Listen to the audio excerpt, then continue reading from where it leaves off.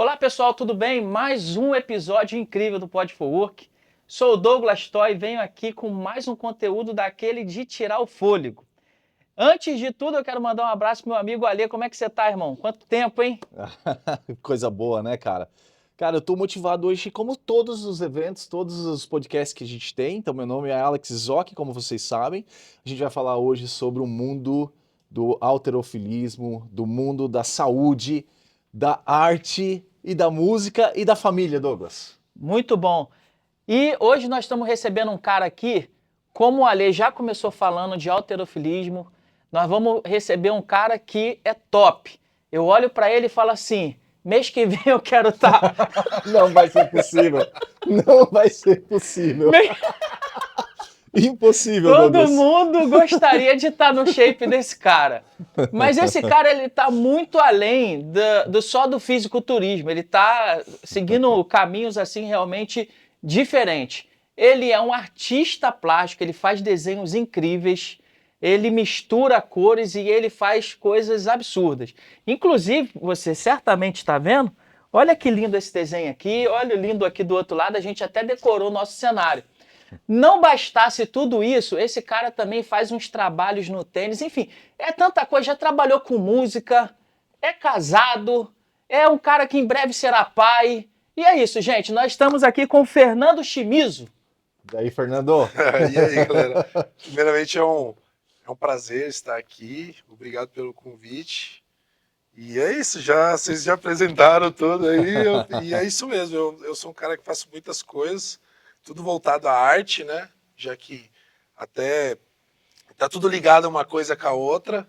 Então é isso, eu sou tudo isso aí que vocês falaram aí. Muito Ô, bom. Fernando, tu te considera um cara polivalente, né? Porque Total. quando o Douglas falou e apresentou você, cara, você vai desde a disciplina da academia, da musculação, que nós vamos falar um pouco, até a DJ, artista de A tatuagem, customização, né? Que eu sou tatuagem, tatuador customização há de tênis. 30 anos. Muito bom. Cara, fala um pouco sobre a tua motivação da vida inicialmente como pessoa, cara. Legal.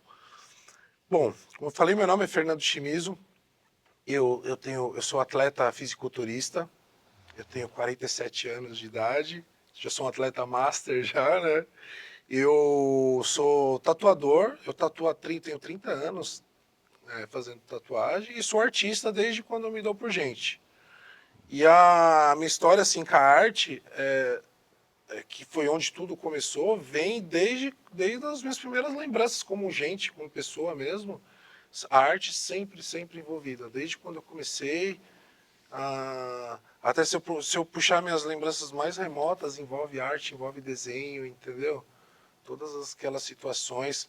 Quando vou falar como que eu comecei na arte, né? Eu sempre gostei de desenhar, sempre. Meus irmãos desenhavam também, mas assim, eles não seguiram e eu segui, né, a carreira de artista. E desde o prezinho, aí na escola, na pré-escola, era engraçado que até quando nas aulas de educação artística assim, eu era sempre o melhor O melhor, aluno, né? entendeu? Aí às vezes eu até escondia o quanto eu dominava o desenho, porque todo mundo queria que eu fizesse os trabalhos e tal, aí acabava já me sobrecarregando. Aí às vezes eu nem mostrava o quanto eu sabia, mas a paixão que eu tinha vem desde as minhas lembranças mais remotas da escola, pré-escola. Se eu puxar aqui na memória aqui, sempre vai ter um desenho, uma arte envolvida, entendeu? Incrível. E qual lugar que você era do Brasil?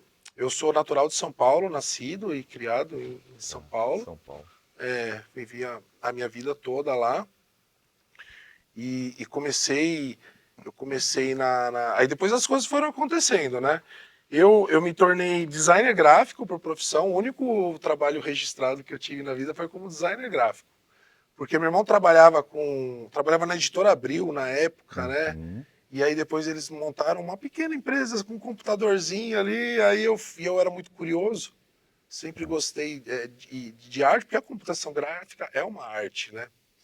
E eu via naquela época que eles faziam retoques em revistas, que tinham até essas revistas, como era a editora Abril, eles faziam Playboy, então eu via como funcionava a pré-impressão disso, entendeu? Então eu via por trás do processo e eu fiquei encantado por isso. E até uma época eu fiz alguns trabalhos, eu estou falando com 16, 17 anos de idade. Tá. Eu fiz alguns trabalhos para Abril, mesmo sendo menor, de pintar. Eu cheguei a pintar a Turma da Mônica à mão. Uau, Que antes a gente chegava lá, tinha as bancadas.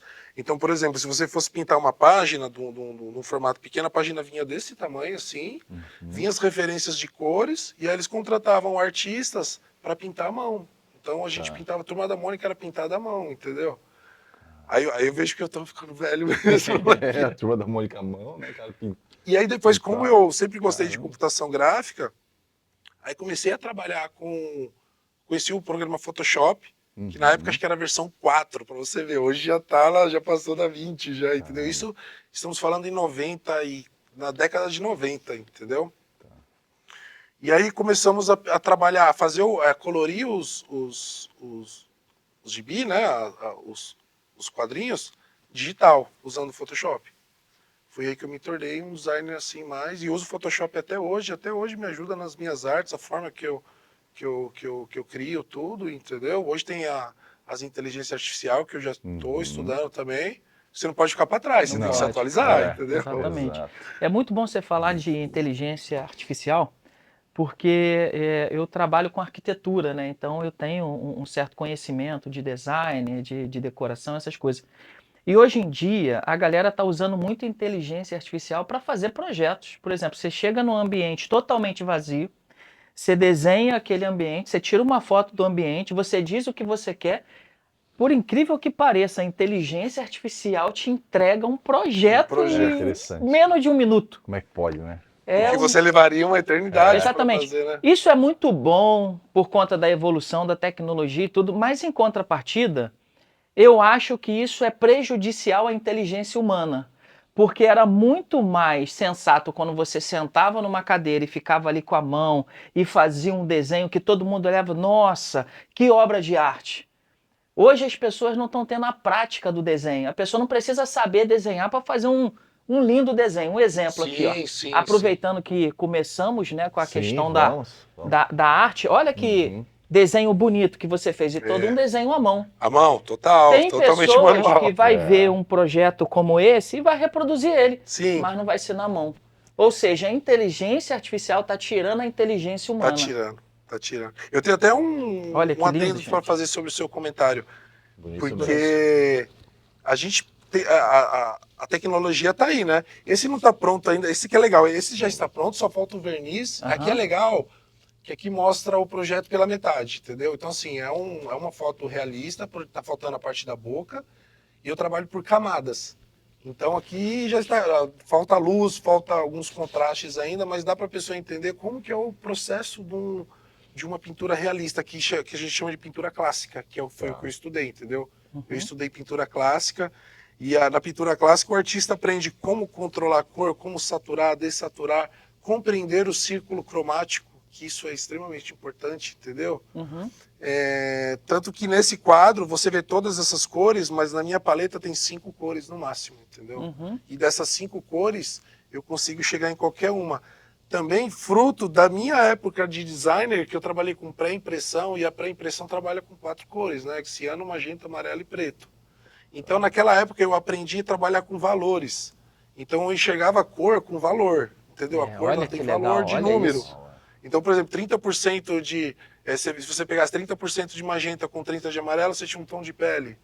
Aí se eu quero saturar e colocar uma... Entendeu? Então essa noção fez com que eu aprimorasse mais ainda e chegasse mais longe na pintura clássica. Então, quando eu fui estudar pintura clássica, eu já tinha uma noção de cor já, o que ajudou bastante, entendeu?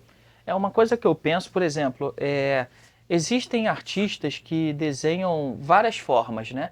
Tem o artista contemporâneo que vai desenhar coisas modernas, tem o artista de paisagem que vai olhar as montanhas e os pássaros e vai desenhar, tem artista que desenha flores e árvores, enfim. Então você é um tipo de artista clássico. Que foca mais nas questões clássicas. Clássicas, né? É pintura clássica, Muito retrato, entendeu? Muito bom. Eu gosto muito de fazer pet. Olha. De reproduzir. Às vezes um amigo, você vai lá e dá um presente para ele, pega o cachorro dele, pinto e... Nossa, assim, entendeu? Belíssimo presente. Eu até tinha um conhecido, ele fez aniversário aqui, e aí eu pintei o cachorro dele e dei de presente para ele. E ele ganhou um monte de presente, eu lembro que ele chegou e ele falou, nada se compara a isso, entendeu? Ele falou, Que é muito obrigado. pessoal, né? É muito Ele falou, muito pessoal, obrigado, nenhum customizado. presente se muito bom. compara a isso. É. Aí eu falei, Muito pô, bom. fiquei todo feliz, né? Com aquele... Ô Fernando, a gente vê assim, né, que o mundo de hoje está muito globalizado, agitado, grandes centros, trabalho, pressão, burnout, tudo essa terminologia corporativa que a grande maioria da população sofre.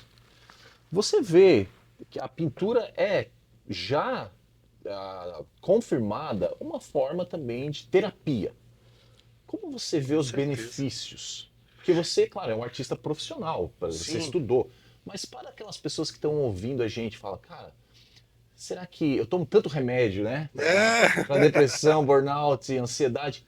Aonde essa parte da cultura, pintura entra nas vidas das pessoas normais? Excelente, adorei a pergunta. Porque eu vou falar por mim, Isso. pelas minhas experiências. A pintura, para mim, como eu posso dizer, eu saio completamente da realidade, entendeu? Eu perco noção de tempo, de espaço e entro no tema que eu estou fazendo e não consigo sair.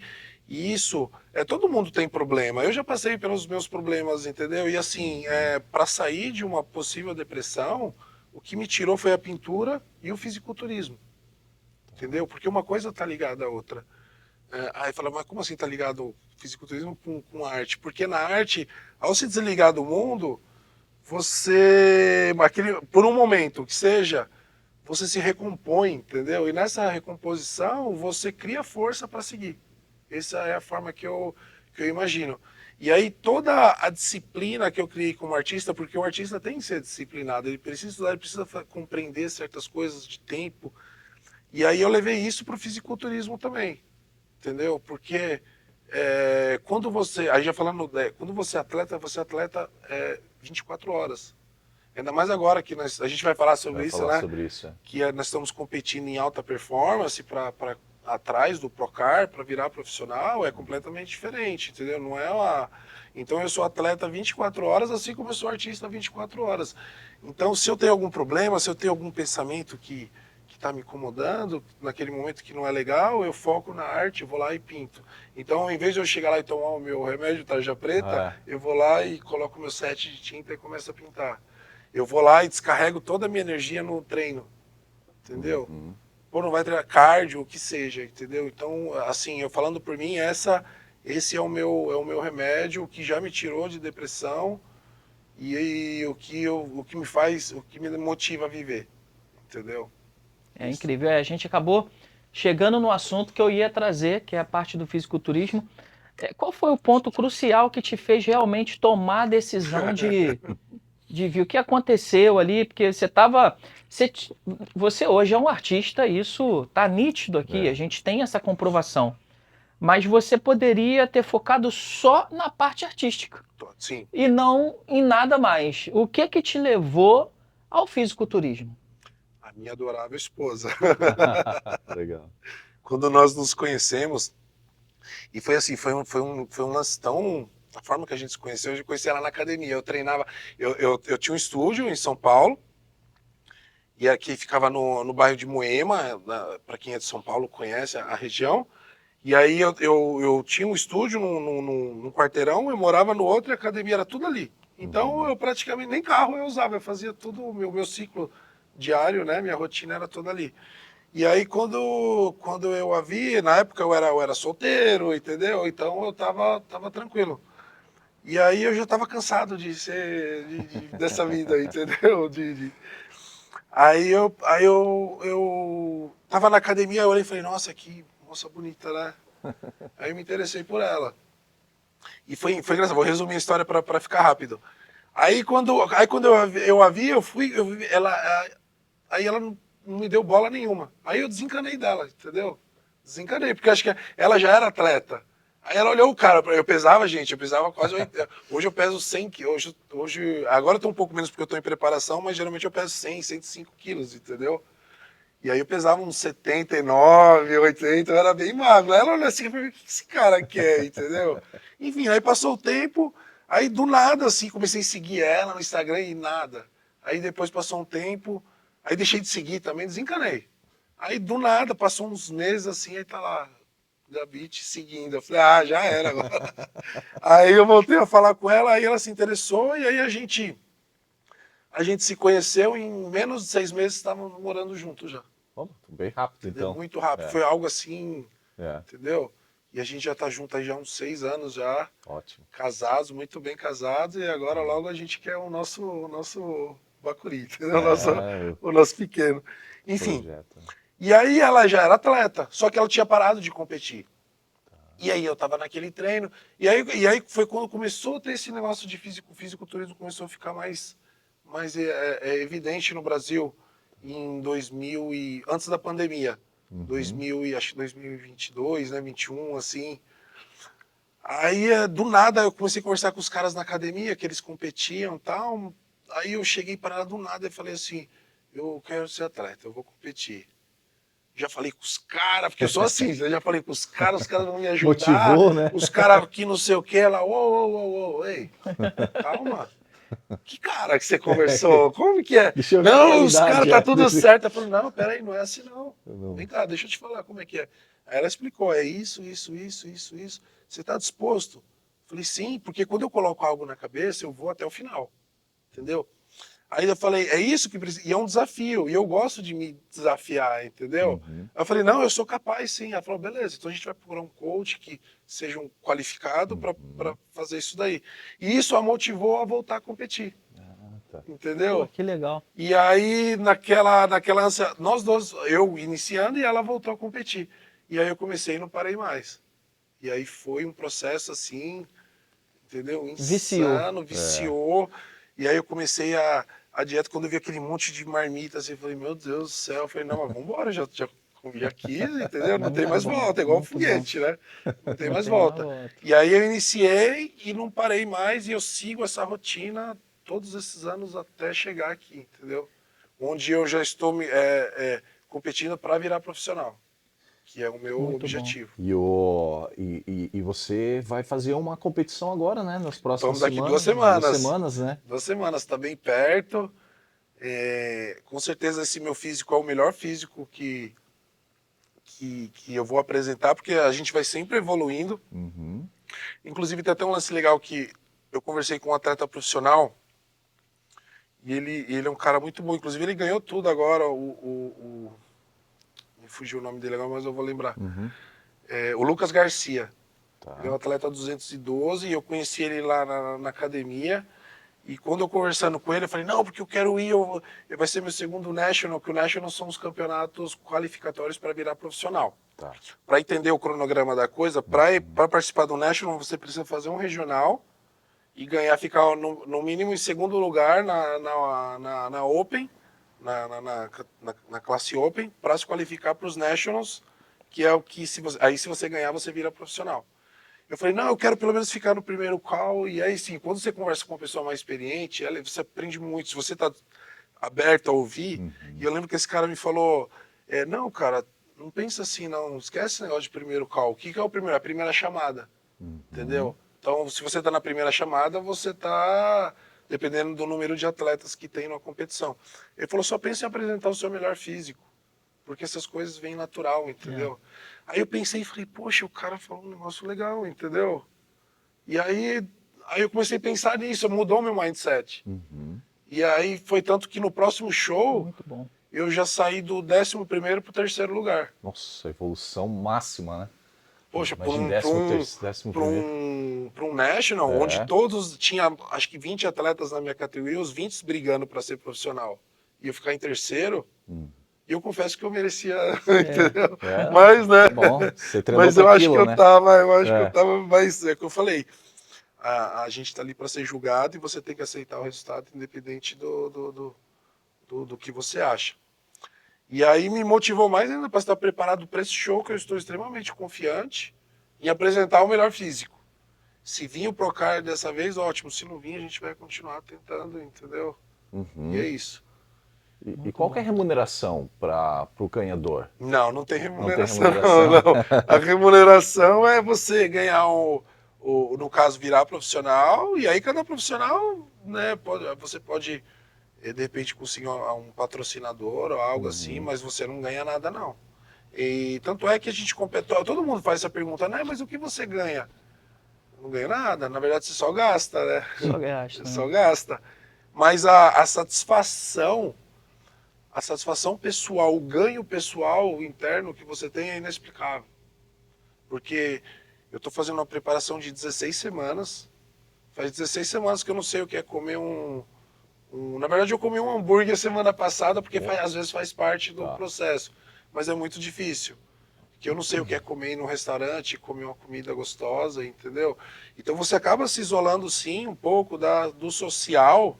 E esse é um lance que às vezes até atrapalha no fisiculturismo. Porque você atrapalha na vida da pessoa, mas depende. Se você escolheu isso, você está vivendo isso. São escolhas. A gente vive de escolhas. E no caso meu e da minha esposa foi o que a gente escolheu. Como nós vivemos juntos, então, e nós nos preparamos juntos, então isso a gente não tem problema nenhum. Porque às vezes um problema que tem, quando eu tô falando de um casal, quando, por exemplo, a esposa é atleta e o marido não. O marido, ele não tem culpa, ele quer comer ali o hambúrguer, né? Quer ir no restaurante, e às vezes a pessoa até vai, mas leva a marmita. Entendeu? Porque são escolhas. Isso pode sim afetar a vida, né? A vida de qualquer pessoa. Então, como a gente compete junto, não tem esse problema, entendeu? Então, os dois em preparação e a gente segue muito, muito feliz assim. Cara, eu tava pensando, tava rindo dentro de mim aqui enquanto ele falava, enquanto o Fernando falava, porque às vezes a Gia, minha esposa, ela pega, não, vou fazer uma dieta, por exemplo. E aí eu vou lá e faço um grill. Pô, é coitada, né, cara? Não aí vale tu a pena. quebra ela. Aí eu falo, não, agora eu preciso perder peso. Aí ela vai lá e faz uma massa bem boa. Cara, não tem como. Eu acho que a maioria das pessoas que estão nos vendo devem estar rindo essa hora também. Porque não tem. E aí você entendeu, né? Se não entrar os dois na dieta, e principalmente nesse nível que você e a Gabi estão, não tem como só você e a Gabi ter uma vida normal, ou a Gabi profissional e você uma vida normal. Porque é um nível tão alto de dedicação e de abstinência de certas coisas que não tem como, cara. Você atleta 24 horas. 24 horas. Da hora que você vai dormir, seja no trabalho, seja no que você estiver fazendo, entendeu? Você atleta 24 horas. Porque você precisa beber sua água, você precisa fazer suas refeições na hora certa, entendeu? Seguir todo um protocolo, o treino, o cardio, principalmente o cardio, né, que é importante na preparação, até na final, às vezes aumenta o cardio. Às vezes eu tenho que fazer 1 hora de cardio em jejum e depois 45 minutos pós-treino. É quase 2 horas no dia. E aí a comida tá pouca, a energia tá baixa. E fora isso, você tem que ter a sua energia para as suas coisas do dia, entendeu? Porque nós não somos, a gente não vive disso. É o nosso hobby, é o nosso esporte. Então você tem que se dedicar às outras coisas do dia a dia. Muito bom. Agora, Fernando, você então contou a história de artista, aí fisiculturismo, a gente conseguiu entender todos os passos que te trouxe até aqui. E aí eu fico me perguntando se você tem um objetivo principal aonde você quer alcançar e para você alcançou tá bom. Ou para você é uma coisa que, embora você se torne o Mr. Olímpia, para você nunca vai ser o suficiente. Você sempre quer manter o que hoje você faz. Como que é esse teu pensamento futuro? Excelente. Nossa, estou adorando as perguntas. A gente já tá na lida com o vídeo, né? Porque, cara, é como eu falei, eu gosto de me desafiar. Então, por exemplo, eu tô com 47 anos, eu não me vejo com 47 anos, entendeu? Porque a idade para mim é só um número. Ela só influencia na categoria que eu vou competir, entendeu? Porque é outro lance importante também. Eu vou competindo na Master.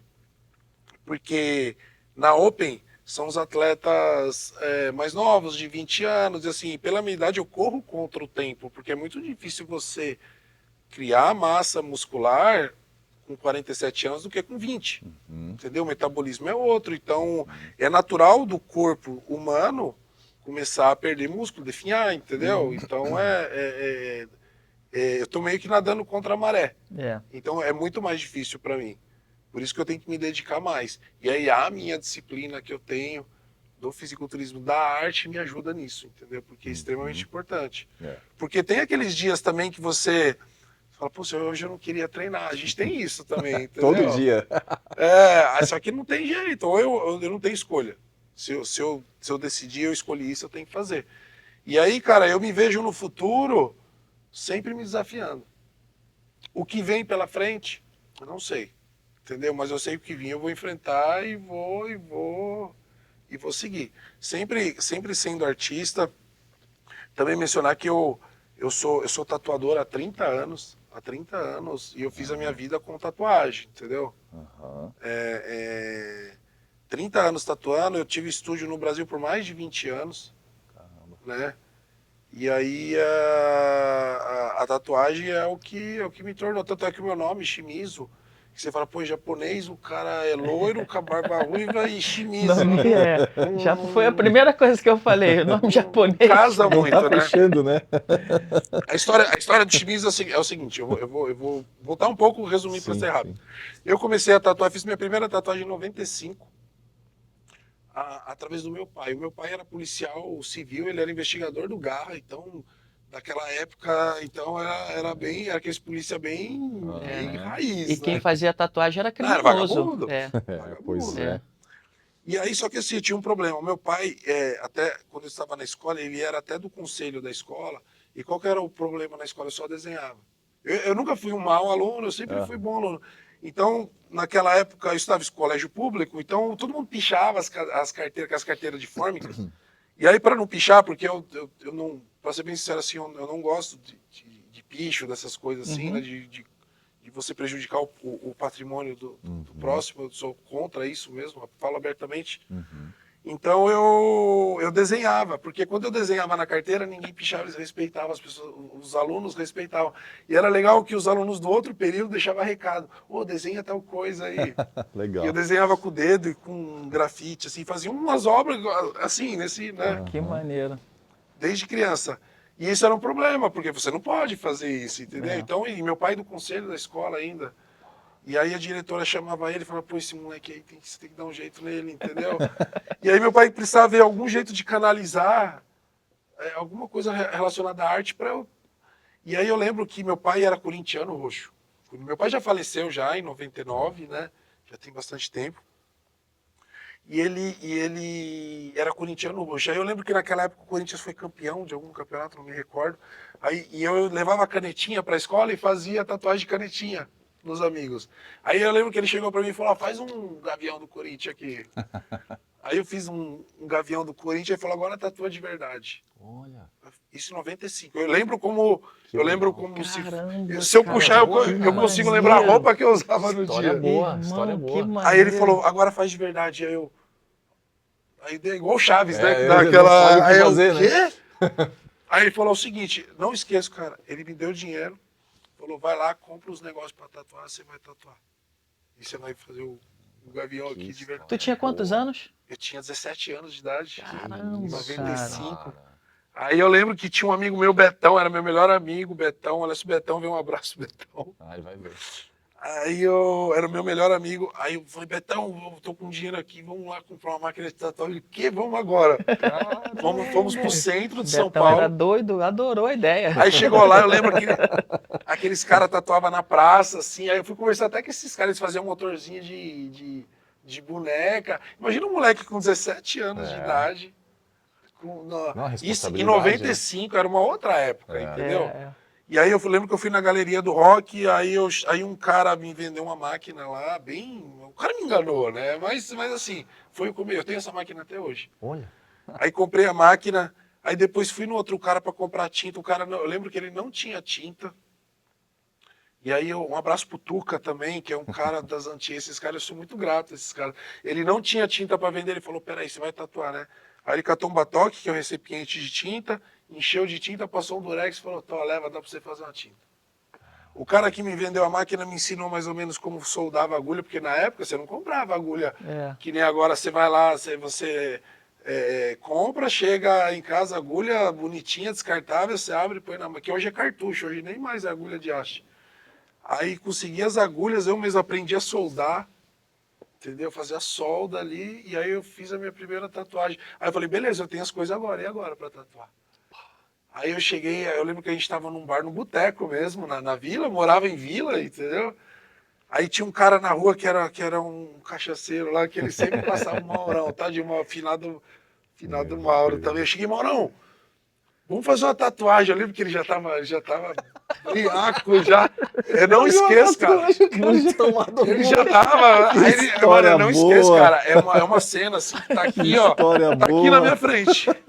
Eu lembro, ele falou assim, só se for agora. Ele bateu no braço e falou, só se for agora. Que história, cara. Vem! Cara, Vem que eu tô forte. aí entramos no boteco, ó, vamos fazer uma tatuagem aqui. O cara, faz aí, entendeu?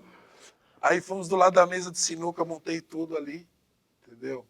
E fiz a primeira tatuagem no Maurão tribal, assim. E eu também, infelizmente, não consegui tirar uma foto com ele. Não pensei nisso, né? Eu não pensei que eu ia chegar tão longe na tatuagem. E aí eu fiz aquela tatuagem, depois comecei a fazer de brincadeira, assim. Aí daqui a pouco comecei a cobrar um pouquinho, ó, me ajuda aí só para pagar o material aqui. E aí eu tinha noção da arte, mas eu não tinha noção técnica.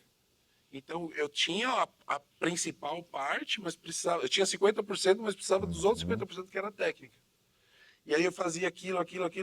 Aí eu trabalhava como designer já numa agência, entendeu? Então, olha quanta coisa que eu fazia, entendeu? Já com 17 anos eu já trabalhava já. Não, mas peraí, mas e aí o teu pai? Aí tu voltou? Não, aí vamos voltar pro meu Não, pai. a galera deve estar, vai Aí ficar o final, doido aí.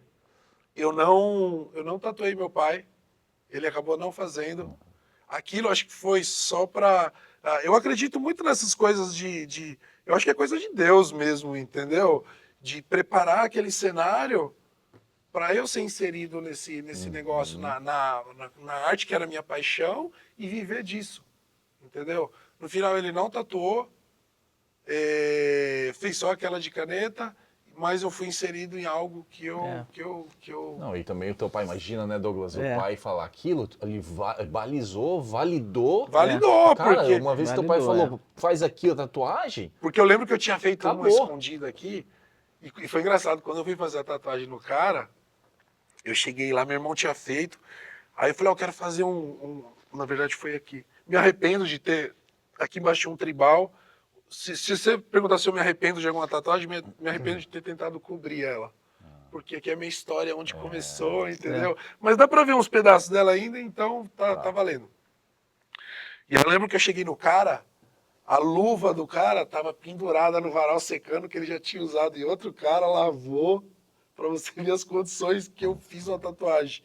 E não tava nem aí. Em 95, era um moleque, eu só queria ter uma tatuagem. E fiz, graças a Deus, não tive problema nenhum. Porque imagina, o cara usou a luva que ele usou em outra pessoa, entendeu? E esse cara era tão antigo que ele nem soldou a agulha, ele juntou na linha ali. É mais antigo ainda que a solda, entendeu? E fiz a tatuagem com esse cara. E eu escondia do meu pai. Aí quando chegava em casa eu mostrava, eu falei, meu, se ele ver, ele vai me matar, entendeu? E aí depois que ele aconteceu isso, aí validou. Aí eu falei, ó, tem uma tatuagem aqui, aí ele já falou, não. Tranquilo. Beleza, entendeu? Eu já estava encaminhado já. E aí foi onde eu comecei a minha carreira de tatuador. Aí quando eu vi, eu estava tatuando uns amigos. Depois, foi muito natural. Eu já estava começando a cobrar, né, no Brasil para ter começou a virar uma profissão. Quando eu vi, eu estava com estúdio. Olha. Aí eu tive que escolher. E no estúdio, olha só, eu trabalhava como designer na agência das 8 às 6 da manhã, das 8 às 6 da tarde. Abri o estúdio em Pirituba, um bairro onde eu fiquei por fiquei por 17 anos nesse lugar. Abri o estúdio, aí eu trabalhava das 8 às 6, dava 6 horas eu corria pro estúdio, atravessava, saía das Perdizes, ia pro estúdio, ficava, tatuava até de 10, 11, meia-noite, ia para casa, acordava no outro dia, eu fiquei isso uns 4 ou 5 anos fazendo isso. Aí chegar uma época que, aí eu falei assim, não, eu tenho que decidir, ou o designer, ou a tatuagem. Só que daí a tatuagem começou a andar, eu comecei já a ganhar um dinheirinho, entendeu? E para pagar as contas. E aí eu saí, as pessoas, pô, você vai sair, era registrado, era um trabalho CLT, entendeu? Pô, você vai deixar de sair para fazer isso? Porque as pessoas não consideravam a profissão, era isso. Aí quando eu falava que era tatuador, o que mais você faz? Você trabalha, entendeu? E aí foi quando eu tomei a decisão, porque é difícil você tomar decisões, né? Ainda mais, né, nesse sentido. É. E aí eu tomei essa decisão e fiquei só no estúdio. Aí quando eu vi, eu estava participando de feiras de convenção. Quando eu vi, eu estava ganhando prêmio. Quando eu vi, eu estava viajando para fora, e aí o negócio, aí eu comprando material e sempre estudando, sempre. Nunca deixei de estudar. Né? Até hoje que essa nova geração de bons tatuadores, eu sei, por cima de mim não passa não, entendeu? Então eu tô na briga aí, né? Eu continuo estudando. Até a pintura clássica me dá muito base para tatuagem, porque é muito próximo do realismo, que é o estilo que eu tatuo. E aí foi isso. E aí eu vivi a vida toda, né? Como eu falei, foi muito natural, não foi algo forçado. Né? Eu criei alguns cursos. Hoje eu ensino também. Então eu tinha alguns cursos online no Brasil, fiz workshop, muito workshop, curso, entendeu? Para ensinar, mais voltado para o profissional, não para quem está iniciando, entendeu? Pensei em fazer para iniciante. Na verdade, eu fiz um curso uma vez para iniciante, e aí eu falei, não, eu vou focar mais com o profissional mesmo, entendeu? Eu deixo os iniciantes se virar um pouquinho. Ô Fernando, eu imagino que as pessoas que vão ouvir esse podcast, ver no YouTube, né, e ouvir nas outras redes, eu imagino eles devem pensar assim, né, Douglas? Quando você pensa um cara que desenha, ou o cara que faz tatuagem, um artista, tá? Eu imagino que eles devem pensar, cara, isso é dom também, divino, dom, já nasce com aquele dom, e aí a pessoa vai aprimorando. Aonde que entra o dom versus a inspiração ou o trabalho para chegar no dom que você nasceu tendo? Qual é essa relação, cara? Entendi. Outra Não, excelente pergunta. hoje é só paulada. Tá muito legal, cara. Hoje é só paulada. Assim, se for resumir uma palavra, paixão. Paixão. Entendeu? Paixão.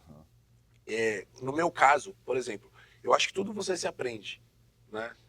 Se você se dedicar. Se você trancar dentro de uma sala, eu já conheci um cara que não desenhava nada, ele falou, eu vou virar desenhista. Ele se trancou e se tornou um ilustrador, assim, absurdo.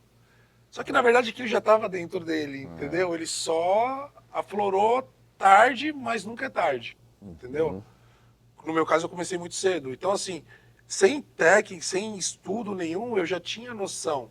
Porque as imagens me chamavam a atenção, qualquer tipo de imagem, entendeu? Então, nos detalhes, entendeu? Então, tipo assim, se eu olho para essa luz, eu tô vendo a luz, mas o tripé, por detalhe da cor, a luz está batendo ali, então tá refletindo aquele preto.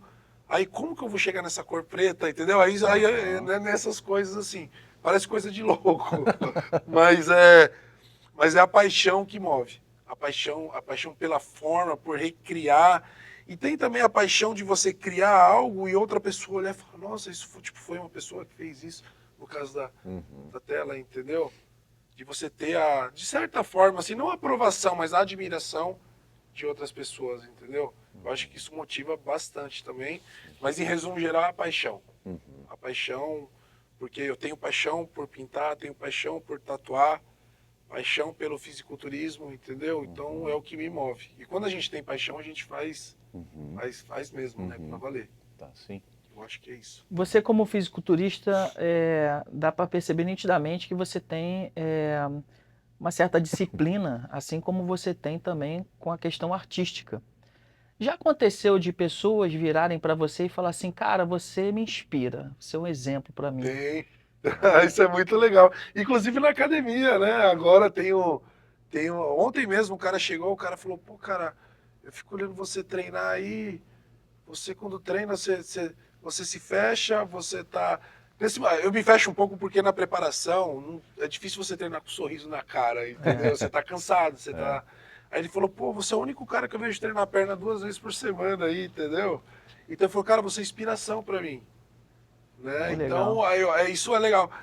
Tanto na arte, as pessoas que me seguem também, muito tatuador me segue, me tem como referência, isso não tem dinheiro que paga, entendeu? Não existe a pessoa chegar assim, na arte e falar, cara, você é minha inspiração, entendeu? Aí você faz um post de uma arte que você fez, o cara fala, te chama de mestre, entendeu? Porque isso na escola é o que a gente aprende. Na verdade, não aprende, não chega, ninguém vai chegar para você e falar, você vai chamar seu professor de mestre, isso tem que partir de você. E por questão de respeito. O meu mestre, quando eu estudei, eu não tive mestre na tatuagem, por isso que eu demorei bastante, entendeu? Não tive ninguém para falar assim, ó, esse cara foi meu mestre. E queria ser muito, um negócio legal também, eu queria muito ter aprendizes no Brasil. Muito, muito. Assim, a minha esposa sabe que o quanto eu queria ter alguém. Ensinei muita gente, entendeu? Mas não no sentido daquela pessoa estar todo dia ali e falar, ó, esse é meu pupilo. Por 2 motivos. O motivo principal é que, infelizmente, no Brasil, isso aconteceu em vários casos. O cara tinha o pupilo dele, ele ensinou, quando ele aprendeu, a pessoa ir embora é normal porque a gente cria o filho para a vida.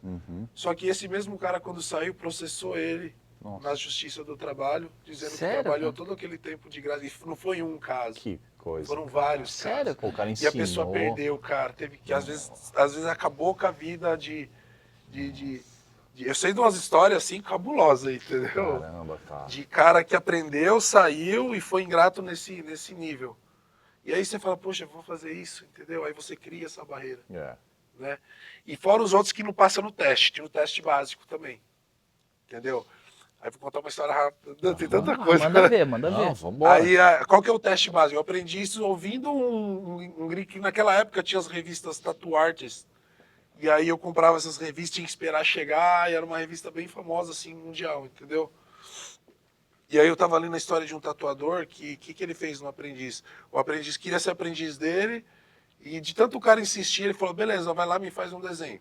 Aqui desenha qualquer coisa e me traz amanhã.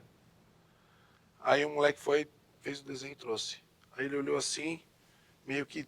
Na verdade ele tá olhando, mas ele tá testando o cara, entendeu? Quer ver primeiro qual é o grau de paciência e o quanto ele está disponível a se submeter a algo, entendeu? Porque eu acho que esse é o caminho do aprendizado. O quanto a pessoa, né? E aí ele falou, agora você me faz 20 desenhos aí, diferente, entendeu? Aí o moleque foi lá, fez 20 desenhos. Aí ele falou, agora eu quero que você faça 50, você tem um mês para me entregar 50 desenhos. Começou a colocar um monte de coisa difícil. Esse moleque foi lá e fez, entendeu? Tudo que ele, sem reclamar. Ele falou, beleza, agora você está apto a ser meu aprendiz.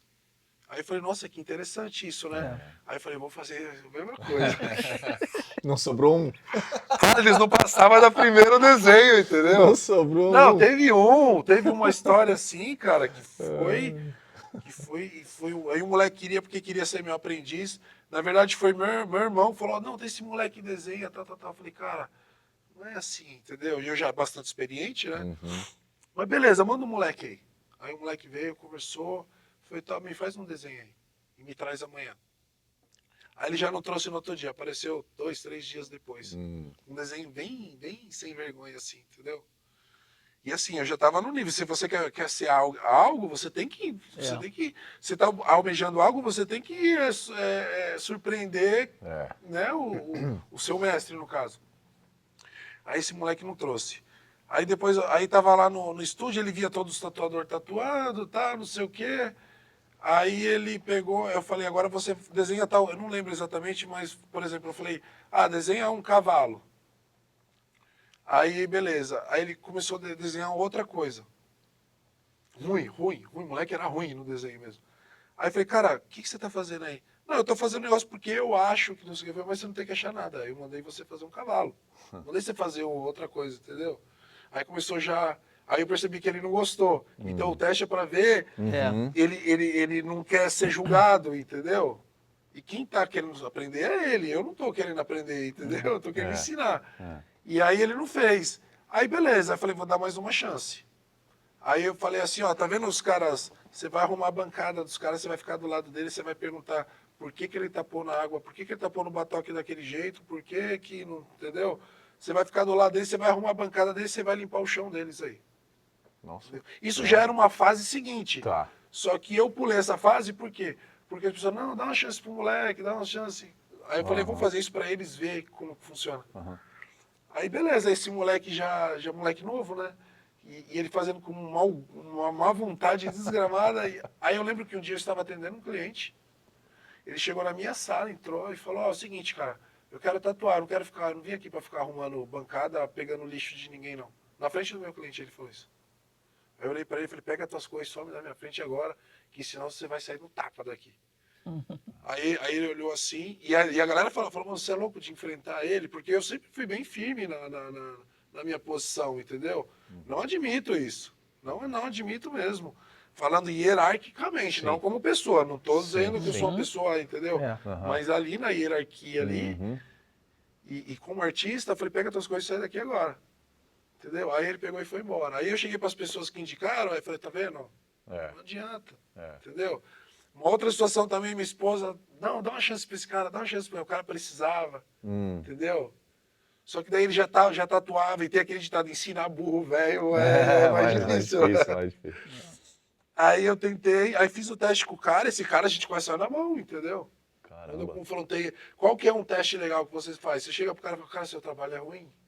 Dá o feedback. Você fala assim, seu trabalho é ruim. Não era ruim, assim. Mas para testar. Mas para ver qual que é a reação dele quando você tem um feedback negativo, entendeu?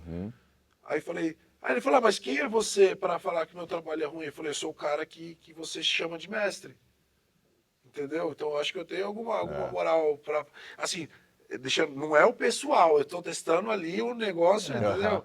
E aí esse cara não gostou, ficou bravo, a minha esposa teve que intervir, entendeu? Porque... E ele só não veio pra cima porque eu era muito maior que ele, e ele ficou com medo, entendeu? Aí eu falei, tá vendo, ó, vocês têm que entender que quando eu falo que o cara não tá preparado, não tá, porque a minha experiência leva a isso, entendeu? E aí, esse é o outro motivo que eu nunca tive aprendiz. E eu sempre quis ter um aprendiz, entendeu? Pra ensinar e falar, eu ensinei esse cara, entendeu? Pra ter essa... Eu acho que aquele negócio meio assim de pai para filho, sabe? Dependendo se seja menino, homem ou mulher, ou ter essa coisa assim. Infelizmente eu não tive isso. Talvez depois do episódio alguém vai começar a mandar Mas nunca mensagem. É tarde, né? Nunca é tarde. Mandar mensagem aí no teu Instagram. Agora que os caras já sabem do teste, né? Vai ter alguém que vai falar assim, pô, agora eu entendi o porquê daquilo. Mas aí agora é tarde, né, mano? Tu tava lembrando daquele filme, tem um filme chinês de luta, né? Que o cara fala assim, ele pega um aluno e fala, tira casaco, bota casaco, tira casaco, bota casaco. E o aluno vira, pô, mas eu não quero ficar tirando casaco e botando. Na verdade, já era um treino para um golpe que ele ia dar e os movimentos eram exatamente do tira casaco e bota casaco. O Karate Kid, lembra do Karate Kid? O mestre começou assim, o cara acho que tinha que pintar a casa, limpar fazer lá os movimentos. No final lá foi o que ele... Foi o que salvou o cara, foi aquele movimento do mestre, né? Tudo se resume a isso, entendeu? O quanto a pessoa está disposta, né? E voltando também, quando que eu estava falando... Às vezes eu vou me perdendo no cronograma das coisas, mas eu volto pra... A gente busca. Quando eu trabalhava como designer, eu lembro que tinha um estúdio de tatuagem perto da agência. E aí eu falei, eu preciso dar um jeito. Esse cara era meio famoso, assim, eu preciso dar um jeito de virar amigo desse cara, entendeu? E aí eu cheguei lá, o cara era muito fechado. Naquela época não era que nem hoje, entendeu? Os caras eram... Aí eu falei, já sei. Eu cheguei lá, eu era designer. Eu falei, cara, vou fazer uns cartão. Eu trabalho aqui, mas eu vou te dar uns cartão de visita, aí vou fazer pra você. Aí ele, é mesmo? Mas quanto que é? Não, cara, só pra... Eu falei, você deixa eu ficar aqui, tá ligado? Aí na hora do meu almoço, eu almoçava em 10 minutos e ficava 50 minutos no estúdio dele, que era do lado. E só de olho. Esse cara me ensinou a soldar agulha corretamente, mesmo... E eles me sacaneavam o tempo todo eu sendo sacaneado. Entendeu? Mas era brabo, era sacanagem braba mesmo. Caramba. Aquele bullying assim. Só que o que eu tinha na cabeça? É o preço do meu aprendizado, entendeu? Qual outra chance eu teria? Então, pra mim, ele falava, entrava por aqui, saía por aqui. Entendeu? E aí esse cara me ensinou a soldar agulha. Aí ele falou assim, ó, o seu trabalho é muito ruim, para melhorar, você precisa de uma máquina boa. E uma máquina boa naquela época era difícil. Eu lembro que tinha um cara que vendia, ele trazia umas máquinas que eu tenho até hoje, essas máquinas são relíquias, entendeu? Ele trazia da Inglaterra as Mick Sharps, máquinas feitas à mão, pelo próprio Mick Sharps era o cara que fabricava as máquinas. Eu tenho até hoje essas máquinas. E aí e esse cara trazia. E aí naquela época eu já trabalhava, eu tinha um salário, e era caro. Aí ele conversou com esse cara, falou, não, você pode vender para esse moleque aí, que ele vai pagar direitinho. E aí eu lembro que o cara, eu paguei, dei 5, 6 cheques, na época que tinha cheque, né? Fiz meus cheques lá e paguei o cara direitinho. E quando eu comprei essa máquina, o meu trabalho mudou assim da água pro vinho. Maneiro. Quando eu fiz a primeira tatuagem usando essa máquina, eu vi o quanto a outra máquina era ruim e o quanto eu tinha capacidade de fazer aquilo, entendeu? Eu falei, uau! Entendeu? Agora, uma dúvida, Fernando. Na época que você começou a fazer tatuagem, eu acho que não existia esse lance que existe hoje, que parece até um papel carbono, que você pega o desenho, você legal, cola, legal. aí fica a imagem, depois você só vem cobrindo. Na época não tinha isso, né? Não, tinha, mas era de uma forma diferente. A gente fazia stencil à mão e às vezes usava o lápis cópia. Hoje, é capaz de você ver muita tatuagem antiga invertida. Por quê? Porque quando você passava o lápis cópia, o cara esquecia de inverter a imagem negativa, inverter ela, dar um flip, né? Então, quando ele ia decalcar, ela ia ao contrário. Então, se o cara, às vezes o leão estava olhando para frente, quando tatuava, estava olhando para trás. Nossa. Porque Imagina. usava o lápis E ia cópia. fazer o quê, né? Cara, que doideira. Aí depois veio a época O leão tá fugindo. Entendeu? E você vê a tatuagem antiga, tem muita assim, cara. Nossa, Muita. cara. Aí você fala, nossa, esse é raiz. Isso é isso. Hoje ele é relíquia. Hoje as impressoras, hoje tem os stencil digital, eu uso muito também, Uhum. entendeu? Eu preparo o stencil no Photoshop e aí tem impressão digital. Eu tenho uma impressorinha que é uma Brother, que ela é desse tamanho assim, eu levo ela para qualquer lugar.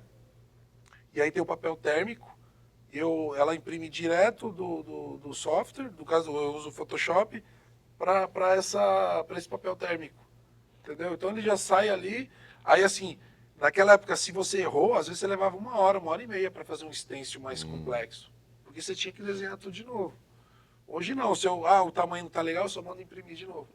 No máximo eu gastar uma folha, entendeu? Facilitou muito. Facilitou muito, cara. Tecnologia, né, cara? Facilitou muito. E isso não tira o seu mérito. Não, de forma Tira o nesse seu caso mérito, não. entendeu? Nenhum. E tem as tatuagens de freehand também, que você faz ali, você pega a caneta, já fiz uma... Às vezes, determinadas áreas do corpo, o stencil fica difícil de fazer, você vai lá e faz a mão. Por isso a importância de saber desenhar, entendeu?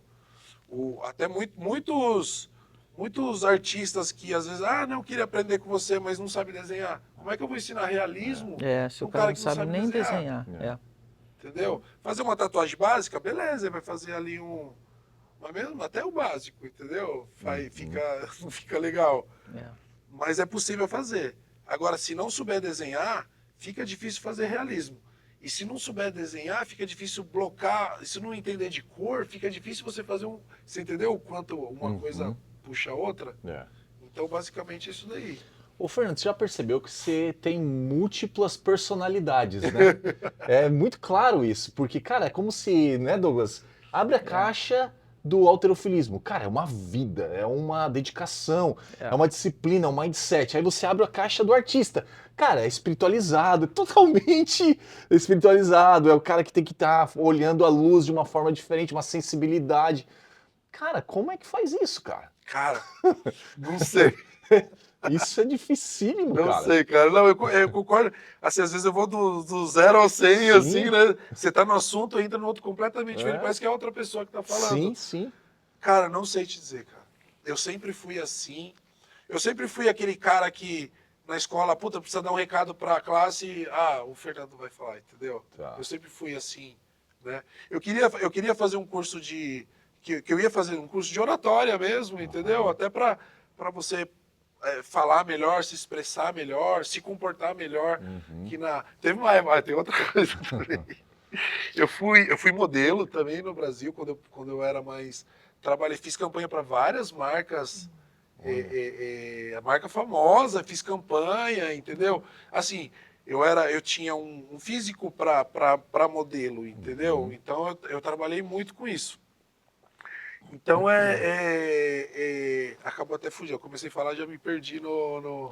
Modelo, a parte Mas de pra modelo. a tua parte artística, ela te tá. ajudou. Não, o que eu ia falar. Né? Nessa agência, eu trabalhei com umas agências bacanas de modelo. Tá. Então, uma vez eles deram um curso de teatro para os modelos. Por quê? Porque quando você ia fazer os testes, quando era teste de vídeo, para você saber se comportar na frente de uma câmera, para você ganhar a câmera, para você se posicionar melhor, entendeu? E pegar o trabalho, entendeu? Porque você está disputando com outras pessoas que fazem o mesmo que você. E geralmente tem o mesmo perfil, pessoas que se parecem com você. Então eu chegava lá, tinha 10 Fernando lá, entendeu? E aí eu lembro, aí o assunto que era que eu fiz um curso de teatro básico, mas esse curso me deu assim bastante base também para a vida, cara. Até às vezes você vai tirar uma foto para você ficar melhor na foto, entendeu? Tudo Muito isso. bom. E foi uma época bem legal da minha vida, assim, entendeu? Foi Muito bem bom. bacana. Muito bom. Fernando, estamos caminhando para o final. A gente já conseguiu extrair muito assunto aí de você. E Mas tem história, hein? Tem. Continua, a gente fica até. E eu não posso deixar passar esse assunto, que eu também achei muito interessante. Você faz algumas obras de arte em tênis também, né, Tênis cara? Que também, bacana. cara, O que te tênis. levou a isso? Explica um pouco, porque, cara, modelo, fisiculturista, artista, pintor, designer de tênis. Foi. O que Eu, mais? O tempo tem 24 horas para esse cara, Cara, não, sei lá, ele o deve dia estar tinha que ter umas 36 A horas galera pra vai mim, cara. perguntar, ô, cara, o dia dele é 36, não muita é história, 24. meu irmão. Não é possível, Minha cara. esposa fala isso, ela fala, o dia tinha que ter 36 horas pra você, cara. Pra você estar ligado à arte. Então eu via uns caras com os tênis legais assim, customizado, e aí eu pensava assim, eu sempre pensei assim, se ele faz, eu faço. Se alguém consegue fazer, eu sou capaz de fazer, entendeu? Aí tá, como que eu vou fazer isso daí? Eu queria fazer um tênis pra mim personalizado. Tá. Aí eu falei, como é que eu vou fazer? Aí eu entrei no YouTube, né? O YouTube é o pai de tudo. Aí comecei a pesquisar como personalizar tênis. Aí eu escolhi um artista que eu achei que tinha um trabalho legal. E eu lembro que esse artista tinha um vídeo, ele fez um tênis do começo ao fim, tem 10 horas o vídeo. Eu assisti umas 4 vezes esse vídeo, repetidamente. Aí você fala, 10 horas, 10 horas. Eu tava fazendo meu card assistindo o vídeo do cara. E eu não colocava na velocidade 1.5, não, era no 1. 10 horas de estudo. Caramba. Cada detalhe. Aí quando tinha um detalhe eu ia lá e anotava. Ó, ele usa esse material para isso. Aí eu criei ali uma apostila baseada no que esse artista ensinou. Aí falei, beleza, agora eu preciso das coisas, entendeu? Aí fui aos pouquinhos conseguindo um aerógrafo, não precisa de muita coisa, né? A tinta, a parte artística eu tenho, a noção artística eu tenho. E aí eu comecei a fazer, eu fiz o primeiro assim, deu muito certo. Deu muito certo. Eu falei, nossa, cara, legal. Aí eu comecei a fazer, aí eu até fiz para um pessoal conhecido, eles viram meus tênis e falaram, você não consegue fazer um para mim? Eu fiz para uma galera bem bacana, Muito assim. bom. Entendeu? É hobby, faço por hobby, né? Até porque para fazer um tênis, você leva, dependendo da arte, umas 30 horas trabalhada, entendeu? Meu Deus, cara. É muito Caramba, é tempo. muito tempo. Porque tem a preparação, é como pintar um carro. 3 tipos de lixa, aí você tem que usar produto para tirar o deglaze, né? Para tirar aquele brilho do tênis, aquela camada de verniz, né? Que o couro vai, o verniz. Você preparar o couro para receber a tinta e depois você passar um outro verniz por cima para selar. Para que quando você use o tênis, não sair. Entendeu? Incrível. E o tênis durar como se fosse um tênis. Todo mundo pergunta, mas não vai escamar, não vai sair. Claro que se você ralar, qualquer tênis novo, se você ralar, ele vai. Mas se não tiver contato com nada, fica... O uso, porque o tênis começa a dobrar, né? Naquela parte dos dedos ali que dobra, continua ali. Isso, o que eu faço, eu garanto isso daí, Sim. entendeu? Porque tem todo esse processo de preparação que leva bastante tempo, que se você pular... Aí é para você ver que interessante, entra no lance do fisiculturismo do processo da pintura de um quadro, que se você pular alguns steps, você não chega no resultado que você quer, entendeu? E aí, Muito bom. isso leva para o fisiculturismo, isso leva para o tênis, isso leva para os quadros, para a tatuagem, entendeu? Eu acho que tudo tem um processo. Muito E assim, bom. se eu for falar o que é mais importante, assim, até como estudioso e autodidata, é o fundamento. Quando você quer aprender algo, você estuda o fundamento. Você aprendeu o fundamento, já era, você é capaz de fazer qualquer coisa. Seja autodidata, seja não, fazendo curso, entendeu? Então eu acho que é Excelente, isso. muito bom. Muito bom. Bom, a gente sempre faz uma pergunta aos nossos convidados e o convidado ele sempre tem uma resposta muito autêntica assim. E é uma pergunta simples de fazer. Se você pudesse convidar uma pessoa para você jantar, e essa pessoa sendo viva ou morta, não importa como ela esteja, quem seria essa pessoa que você convidaria para pedir um conselho? E qual conselho você pediria? Putz. Eu chamaria meu pai. Até é difícil eu falar dele, entendeu? Até o olho até enche de... Fala. Porque se eu for falar... Eu vou falar rápido, porque senão eu não quero A chorar gente aqui, entende. entendeu? Mas fica à vontade, Mas fica à irmão. vontade, o tempo Fica à é teu, vontade, as pessoas que vão É te ver muito são teus difícil eu amigos, falar do meu pai, cara. É muito difícil, porque a gente cresceu em periferia, pobre. Ele era um policial. Ele criou 3 filhos, uma esposa, aquela família tradicional, que a esposa é dona de casa. Não era corrupto, não se vendeu. Ele teve uma vida simples, era querido por todos na comunidade, entendeu? Da escola, que ele era do conselho da escola. E ele me ensinou a ter o que é meu, me ensinou a não usar drogas, entendeu? Que eu acho que isso é muito... A gente cresceu do lado de uma favela, entendeu? Então muitos amigos meus se perderam pro crime, entendeu? O crime nem tinha como, né? Porque ele é policial. Então, assim, mesmo na simplicidade dele, na ignorância dele, era uma pessoa, eu digo ignorante no sentido de ser bruto, entendeu? Na simplicidade dele, ele me ensinou a ser homem de verdade. E isso, né? E nós convivemos muito, mas eu ia jantar com ele e ia perguntar para ele agora, o que eu faço daqui para frente, entendeu? Eu acho que isso que eu perguntaria para ele. E assim, eu me emociono ao falar do meu pai, não cara, tem jeito. Porque os pais, né, cara, eles são muito importantes na vida da criança. É muito... Isso, eu como pai, né, você também, né, Douglas? Muito a bom. gente sabe, cara, que uma palavra que a gente fala pro filho, para nós é uma palavra ao vento. Mas pro filho ou pra filha, cara, aquilo ali impacta de uma forma gigantescamente, cara. Sim. Gigantescamente. E é isso, ele é meu herói, assim. E eu tô onde eu estou por conta dele, né? Tipo, eu fui inserido no mercado de arte por conta do meu pai, né? Então, é verdade. ele é meu herói, com certeza. E Incrível. o cara que... É isso. Tem Eu até me uma pergunta, emociono em falar Leandro? dele. Não, acho que, cara, a gente vai fechar com essa pergunta foi sensacional, cara. Boa.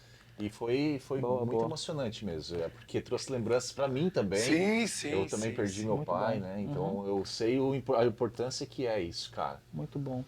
Fernando, então, estamos caminhando para o final. Vou pedir para você deixar as suas redes sociais para as pessoas que quiserem entrar em contato com você, começar lá a te seguir no Instagram, enfim, deixa aí suas redes sociais. Legal. O meu Instagram é Fernando Chinizo, o nome né? Mas como se escreve? Acho que você coloca aí na tela Fernando Chinizo. O meu TikTok é Chinizo Art. Quem quiser ver meus tênis também, eu criei um Instagram para colocar os tênis para a galera ver, que eu acho legal postar. Eu não postei junto com o meu Instagram porque é muita coisa, porque é fisiculturismo, tatuagem, focar, né? entendeu? É muita coisa no lugar só. Entende, Que é Your Soul, né? É o nome do meu Instagram, e no TikTok Chimizo Art. É isso daí. Que podcast, hein, cara? Muito bom, Nossa. bom, excelente. Pessoal, então você que seguiu até aqui, muito obrigado por isso. Eu vou pedir também para você seguir as nossas redes sociais, aqui o Pod for Work no Instagram. Se você quiser assistir essa matéria completa no YouTube, vai estar lá. Então, assim, tem muitas redes sociais. A gente está no TikTok, está no Spotify também, então tem todas as possibilidades para você. Tá? Então segue aí a gente, comenta aqui, diz se você gostou. Fala assim, poxa, eu gostei da entrevista do Fernando, ou não gostei. Ou você fala assim, vocês poderiam ter perguntado tal coisa. Faz uma pergunta para ele também aqui, comenta aqui embaixo. Compartilha com quem precisa ouvir uma história linda como essa, viu? Que história bacana, tantas situações acontecendo. Não é isso, Alê? É verdade. Não, cara, foi emocionante Muito mesmo. bom. Foi emocionante, foi muito boa a história. E a gente vocês podem ver aqui no cenário, né, com a nossa patrocinadora Domo Interiors. Quando você precisar de móveis de alto padrão, residenciais, puxa Domo Interiors no Instagram e você já vai ver as localizações onde você pode comprar os móveis. Exatamente. É isso, Douglas. É isso. Uma das coisas que eu sempre falo e não posso deixar de dizer é, se você quer indicar alguém para passar aqui pela nossa bancada, faz aí o comentário, fala assim, seria legal você entrevistar essa pessoa fulano de tal. A gente vai fazer contato com essa pessoa e quem sabe ela é a próxima sentada aqui, né? Gente, obrigado aí pela sua companhia. Fica com Deus, Até dá a um tchau pra próxima. galera aí. Valeu, galera. Valeu.